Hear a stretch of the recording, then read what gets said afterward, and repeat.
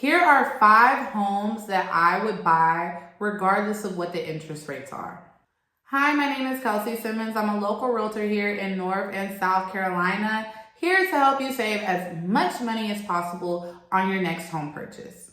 Today, we are going to be talking about the 5 homes that I would buy regardless of what the current interest rates are. As we all know, the interest rates have been at a staggering 6 and 7% for a while now, and a lot of people are waiting for them to go down. But today, I want to talk about 5 homes that I would buy regardless of what the interest rates are. Let's get into it. Number 1, the undervalued home in a great neighborhood.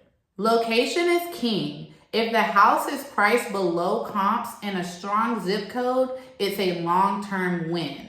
Rates can change, location doesn't.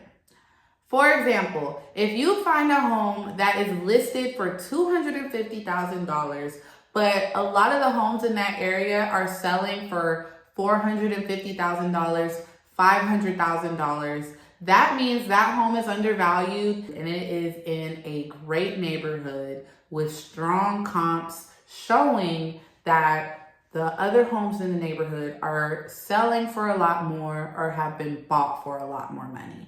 So that is definitely a home that I would buy regardless of interest rates. Number 2, multifamily properties or house hackable properties.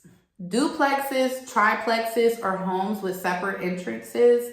These specific type of properties allow you to live in one unit and you can rent out the other. Essentially, house hacking, which in turn will help you offset your mortgage because you will have somebody in the other unit or units paying rent to live there, which will go directly towards your mortgage or other expenses. Another thing about multifamily properties, and this is just specific to my market, but there aren't a lot of them on the market. You don't see a ton of duplexes, triplexes, and fourplexes that come up on the market very often. So when they do, they usually get snatched up pretty quickly because you have that opportunity to have multiple people living in that property and all of them paying on one mortgage. So I don't care what the interest rates are. If I see a duplex that makes sense and I can afford that mortgage,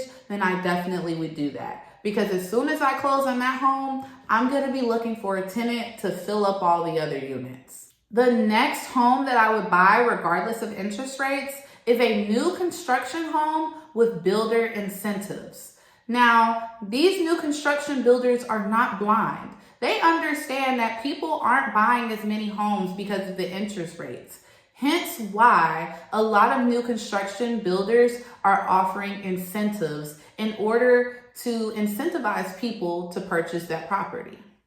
For example, builders often offer rate buydowns or closing cost credits, which can make high rates way more manageable. So that means that builder incentives are willing to pay down your interest rate or even sometimes cover some, if not all of your closing costs in order to get you into that home.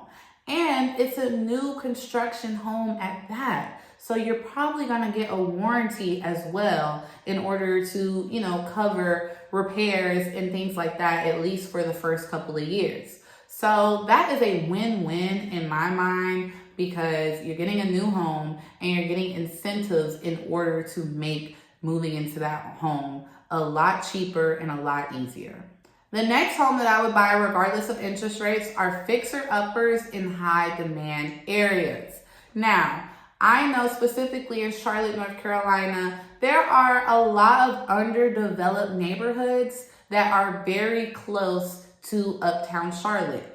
And as we all know, Uptown Charlotte is a very expensive neighborhood to live in.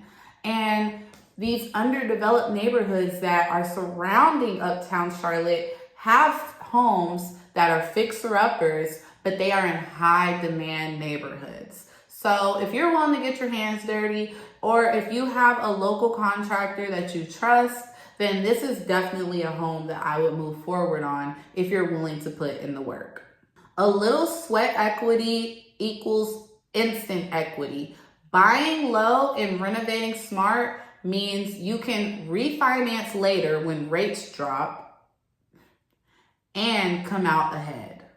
And last but not least, the home that I would buy regardless of interest rates is my forever home with all of my non-negotiables. This means that this home checks off all of the boxes that I have been looking for. The big closets, the big yard, brick, 10 minutes from my job. If you find a home that you consider your forever home that has everything that you've been looking for, then I would purchase that home. Because you might not come across another home that is checking off pretty much all of your boxes to where you don't have to do anything additional to the property in order to make sure those boxes are checked. Buy the home, but you date the rate.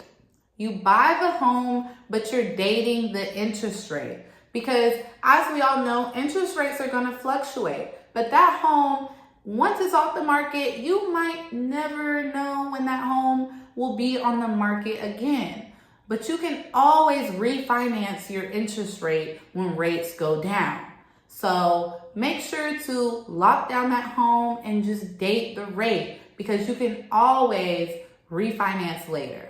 You can always refinance when the time is right. So there you have it, y'all. Those are 5 homes that I would buy regardless of what the interest rates are. I hope that was helpful. Please give me your thoughts in the comments below. I would definitely love to know what you thought about this video.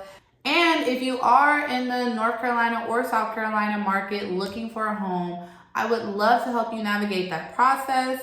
Please don't hesitate to call, text, or email me so that way we can help you find the home that's right for you. And until next time, I'll see you in the next video.